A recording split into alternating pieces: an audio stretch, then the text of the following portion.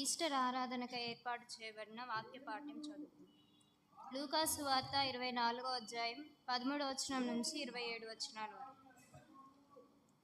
ఇదిగో, ఆ దినమందే వారిలో ఇద్దరు యెరూషలేమునకు ఆమడ దూరమునున్న ఎమ్మాయి అను ఒక గ్రామమునకు వెళ్ళుచు జరిగిన ఈ సంగతులన్నిటిని గూర్చి ఒకరితోనొకరు సంభాషించుచుండిరి. వారు సంభాషించుచు ఆలోచించుకొనుచుండగా యేసు తానే దగ్గరకు వచ్చి వారితో కూడా నడిచెను. అయితే వారాయనను గుర్తుపట్టలేకుండా వారి కన్నులు మూయబడెను.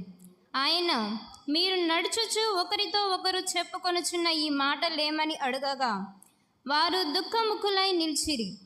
వారిలో క్లెయోపా అనువాడు యెరూషలేములో బస చేయుచుండి ఈ దినములలో అక్కడ జరిగిన సంగతులు నీ ఒకడివే ఎరుగవా అని ఆయనను అడిగాను.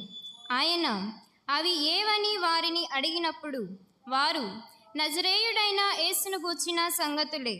ఆయన దేవుని ఎదుటను ప్రజలందరి ఎదుటను క్రియలోను వాక్యములోను శక్తిగల ప్రవక్త అయి ఉండెను.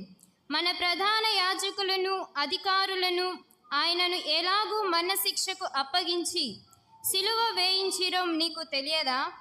ఇశ్రాయేలును విమోచింపబోవువాడు ఈయనే అని మేము నిరీక్షించి ఉంటిమి.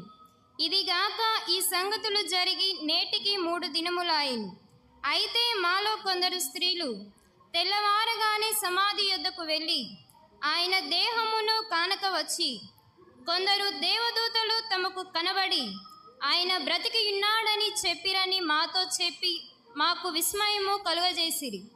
మాతో కూడా ఉన్నవారిలో కొందరు సమాధి యొద్దకు వెళ్ళి ఆ స్త్రీలు చెప్పినట్టు కనుగొనిరి గాని ఆయనను చూడలేదని ఆయనతో చెప్పిరి.